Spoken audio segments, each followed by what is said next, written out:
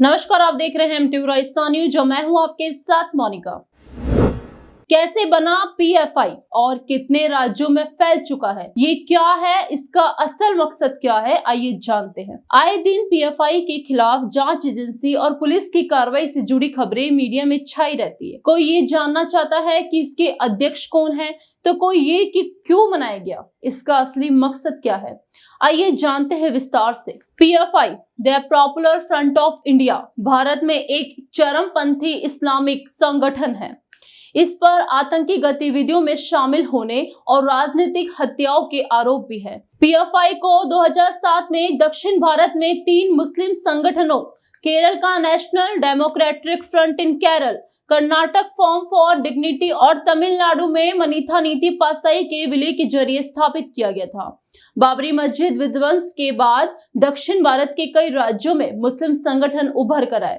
इनमें कई संगठनों को मिलाकर पीएफआई बना, जिसका 2006 में नेशनल डेवलपमेंट फ्रंट एनडीएफ के उत्तराधिकारी के रूप में गठन किया गया। फाउंडेशन ऑफ पीएफआई, जो बाद में नेशनल डेवलपमेंट फ्रंट मनीथा नीति पासाई कर्नाटक के साथ विलय हो गया। इस संगठन पर अक्सर राष्ट्र विरोधी और असामाजिक गतिविधियों में शामिल होने का आरोप लगता रहा है। वहीं पीएफआई केरल में 2006 में राष्ट्रीय विकास मोर्चा के उत्तराधिकारियों के रूप में शुरू हुआ। ये Karnataka forum for dignity of Karnataka of Tamil Nadu में मनीथा नीति पासाई और बाद में 2009 में गोवा के नागरिक फॉर्म राजस्थान के सामुदायिक, सामाजिक और शैक्षणिक के साथ विलय हो गया। यह सक्रिय रूप से मुस्लिम आरक्षण, मुसलमानों के लिए पर्सनल लॉ कोड, दलित, मुसलमान और आदिवासियों के हितों और वंचित मुस्लिम छात्रों को छात्रवृत्ति की वकालत करता है। इस संगठन ने 26 और 27 नवंबर 2005 को हैदराबाद में मुस्लिम आरक्षण पर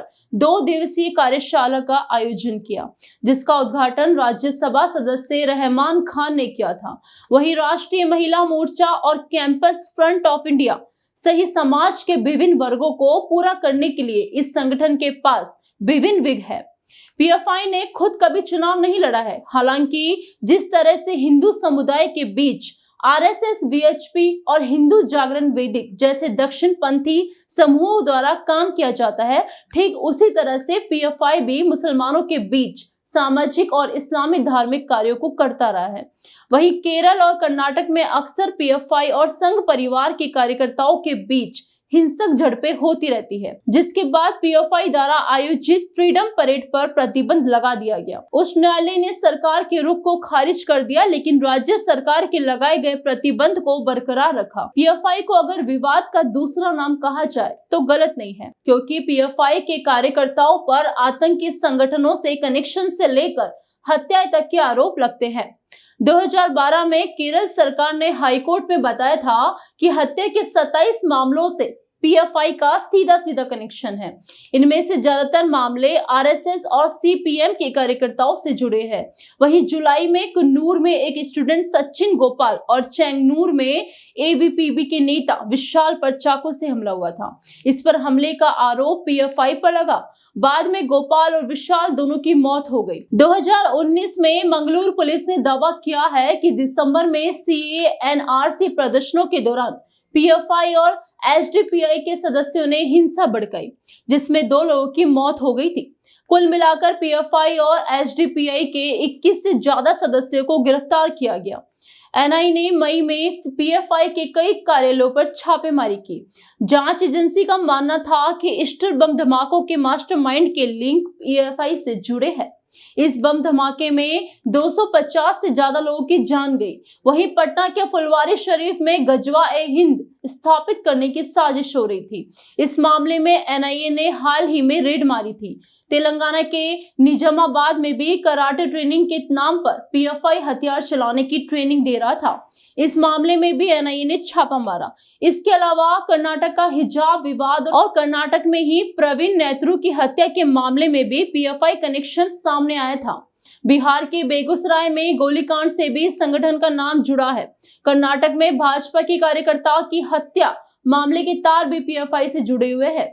झारखंड में ग्रूमिंग गैंग से भी संगठन को जोड़ा गया। उदयपुर में कन्हैयालाल हत्याकांड में इसके सदस्यों के जुड़े होने के आरोप लगे। वहीं दिल्ली दंगों और कानपुर हिंसा में भी इसका नाम सामने आया। देश में अन्य कई आतंकी गतिविधियों में भी पीएफआई का नाम सामने आता रहा है। कई राज्यों में इसका प्रतिबंध भी लगा है। अधिकारियों ने बताया कि टेरर फंडिंग, ट्रेनिंग कैंप्स और संगठन में शामिल करने के लिए लोगों को उकसाने वाले लोगों के यहाँ छापेमारी हो रही है। ओएमएम सलाम इसके अध्यक्ष है और ईएम अब्दुल रहमान उपाध्यक्ष। वहीं एनआईए ने पफी, ओएमएम सलाम और परवेज अहम को गिरफ्तार कर लिया है। अब बात करते हैं इसके मकसद की। तो ये संगठन खुद को नए सामाजिक आंदोलन के अगुवा के रूप में वर्णित करता है, जो लोगों को न्याय, स्वतंत्रता और सुरक्षा सुनिश्चित करने के लिए सशक्त बनाने के लिए प्रतिबद्ध है।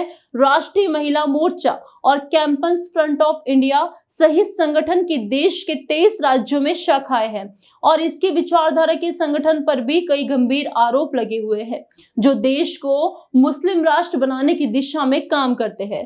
अल्पसंख्यकों, दलितों और हाथिए पर पड़े समुदाय के अधिकारों के लिए लड़ता है। इसने कर्नाटक में कांग्रेस, भाजपा और जेडीएस की कथित जनविरोधी नीतियों को लेकर अक्सर ही इन पार्टियों को निशाना बनाया है। यहाँ गौर करने वाली बात तो यह है कि मुख्य धारा की ये पार्टियां चुनावों के समय एक दूसरे पर मुसलमानों का समर्थन हासिल करने के लिए पीएफआई के साथ मिलने का आरोप एक दूसरे पर लगाती है। फिलहाल खबर में इतना ही। जाने से पहले आप हमारे YouTube चैनल को सब्सक्राइब करें, बेल आइकन प्रेस करें ताकि हर न्यूज अपडेट सबसे पहले आप तक पहुंचे। विस्तृत खबरों के लिए आप हमारी वेबसाइट mtvraijasthan.com पर विजिट कर सकते हैं। नमस्कार।